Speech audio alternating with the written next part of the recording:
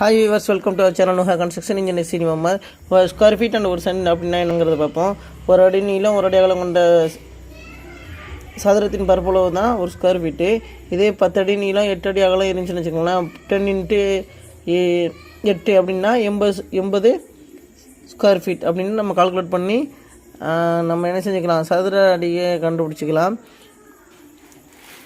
இப்போ நம்ம என்ன செய்யலாம், ஒரு சென்ட் அப்படின்னா என்ன, அந்த வேல்யூ எப்படி வந்துச்சு அப்படிங்கிறத நான் உங்களுக்கு எக்ஸ்பிளைன் பண்ணுறேன். அந்த காலத்தில் என்னென்னா செயின் மெஷர்மெண்ட் தான் கால்குலேட் பண்ணியிருந்தாங்க. டேப்லாம் இல்லை. டேப் இல்லாத காலங்களில் என்ன செய்வாங்கன்னா செயினை வச்சு கால்குலேட் பண்ணுவாங்க. அந்த செயினோட ஒவ்வொரு லிங்க்ஸ்க்கு இடையில் 20 சென்டிமீட்டர் நீளம் இருக்குமா. அது என்னென்னா 1 மீட்டருக்கு 5 செயினுங்கிற கணக்கில் டோட்டலாக 20 மீட்டர் இருக்கும். 20 மீட்டருங்களே 100 செயின்ஸ் இருக்கும். சரிங்களா.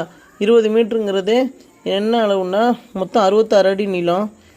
அப்போ 2 பக்கம் கண்டுபிடிக்கணும். அப்படிங்கல 66 அடி × 66 அப்படிங்கிற மாதிரி மல்டிபிள் பண்ண 66 × 66 மல்டிபிள் பண்ணோம் அப்படின்னா 4356 ஸ்கொயர் ஃபீட். சரிங்களா. இப்போது இந்த அளவு தான் என்ன செஞ்சுருக்காங்கன்னா 10 சென்ட் அப்படிங்கிற மாதிரி எடுத்திருக்காங்க. அந்த காலத்தில் 10 சென்ட் அப்படிங்கிற மாதிரி எடுத்திருக்காங்க.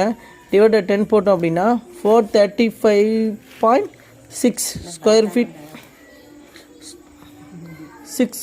ஃபீட் அப்படிங்கிறது தான் இதோட வேல்யூ. இதுதான் நம்ம இப்போது 1 சென்ட் அப்படின்னு எடுத்து கால்குலேட் பண்ணிட்டு வர்றோம்.